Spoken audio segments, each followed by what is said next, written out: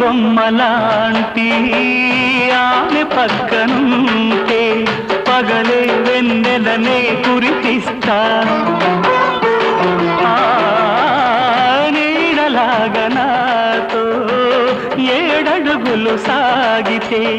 ఇలలో స్వర్గంనే సృష్టిస్తా రసరమ్యం ఆ రాగ విలాసం రసరమ్యం ఆ రాగ విలాసం వసివాడదు అది ఆ జన్మాంతం